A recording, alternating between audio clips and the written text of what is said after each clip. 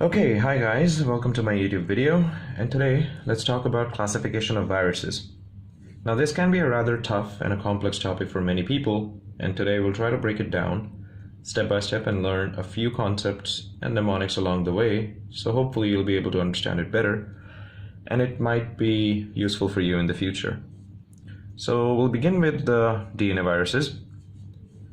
So there are a few general concepts that one should know before we start with the classification, and that is that naked viruses are always icosahedrals and all helicals are enveloped.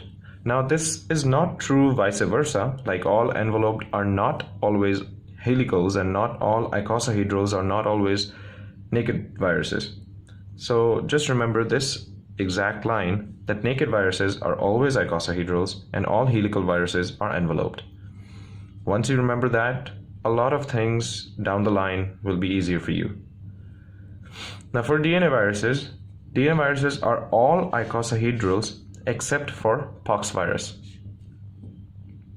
And all of the DNA viruses are double-stranded viruses, meaning that they have double strands of DNA, except for parvovirus. Parvovirus is the only DNA viruses that is single-stranded. And all of the DNA viruses, they replicate their DNA in the nucleus of the cell, except for pox virus. And the reason for that is that the pox virus has a virion-associated polymerase. And this polymerase is a DNA polymerase, in contrast to RNA polymerase for the RNA viruses.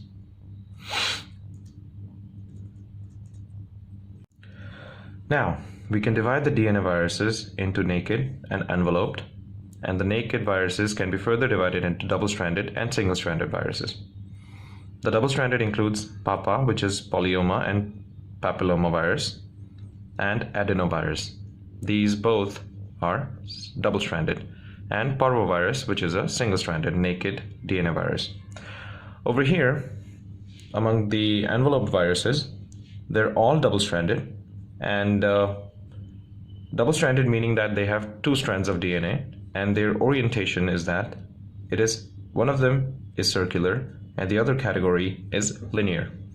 The circular one includes hepadnavirus, which is Hep B virus, and it is partially double-stranded, not completely.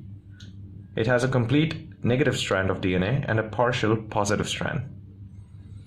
Now over here, among the linear category, we have herpes virus, that includes herpes simplex virus, Epstein-Barr virus, cytomegalovirus, varicella zoster, and HHV6 and 8, and pox virus. Now there are various types of pox virus, such as variola, vaccinia, molluscum contagiosum, and others like monkeypox, ORF, etc.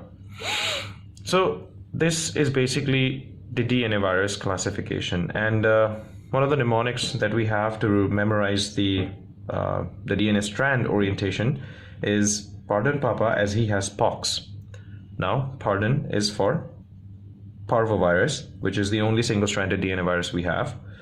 Papa, as I told you, is papilloma and polyoma, which is circular, as is adenovirus, which has a linear double-stranded DNA. HE becomes hepatitis B, which has a circular enveloped double-stranded DNA virus.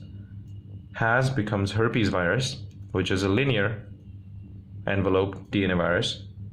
And last, we have pox virus, which is also a linear double-stranded DNA virus. Now we'll move on to RNA viruses. Now the RNA viruses, the classification is a little bit complex, so we'll try to move along pretty slowly. Just try to focus. We'll begin with the one first generalization, that all of the RNA viruses are single-stranded, except for one, which is reovirus. Reovirus is the only RNA virus that is single-stranded, and so we'll divide the RNA viruses into single-stranded and double-stranded viruses. And over here on the double-stranded side, we'll write down reovirus. And one of the examples of reovirus is rotavirus, that causes neonatal diarrhea. Reoviruses are all naked and icosahedrals. Now, the single-stranded category can be divided into positive-stranded and negative-stranded. First, we'll look at the positive-stranded viruses. All of them multiply in the cytoplasm. Except retroviruses. Retroviruses are the only ones that multiply in the nucleus. Now, we have a small mnemonic to learn different types of positive-stranded single-stranded RNA viruses. Now that's call, pico, and flow to come running. So the call includes calicivirus, which is the Norwalk agent, the Norwalk virus that causes adult diarrhea. And it also includes the Hepivirus, which is hepatitis C. Pico includes picorna viruses. And the good thing is that the mnemonic is also picorna. We have polio, E for echo, another E for enterovirus, CO is for Coxsackie virus, RN for rhinovirus, and A is for hepatitis A. Flow becomes flavivirus, and most of them are arboviruses, and the mnemonic is C, D, E, F. So C includes hepatitis C, D is for dengue virus, E is for encephalitis, and it includes Japanese encephalitis, West Nile encephalitis, St. Louis encephalitis, etc. F is for fever, which is yellow fever. Okay. 2 is for toga viruses, which includes VER. V is Venezuelan encephalitis. E is for equine eastern encephalitis, and R is for rubella. CUM becomes coronavirus, which includes the SARS virus. And one of the peculiar things about this is that it has club-shaped pepplomeres. And running becomes retrovirus, which includes HOL. H is for HIV, O is for oncovirus, and L is for lentiviruses. And lentiviruses usually cause sheep infections. Now, the important thing is that we divided it in such a way because it'll be easier for us to memorize that call and pico are naked viruses, and the other 4 category becomes the enveloped viruses. So it'll be easier for you to memorize it that way. Now, we covered most of the hepatitis viruses in this. We have hepatitis C, we got hepatitis A here. Sorry, we got hepatitis E here, I'm sorry. Then hepatitis C is a flavivirus.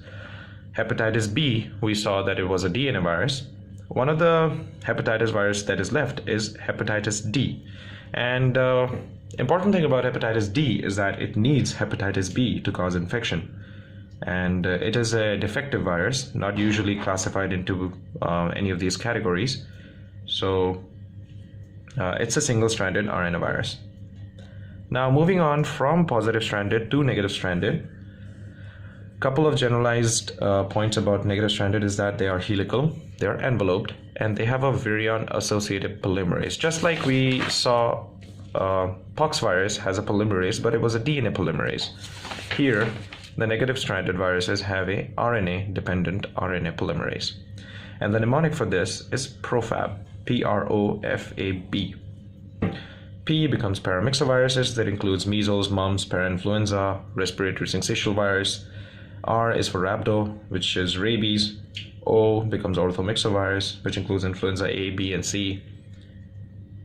F is filovirus, which is Marburg and Ebola.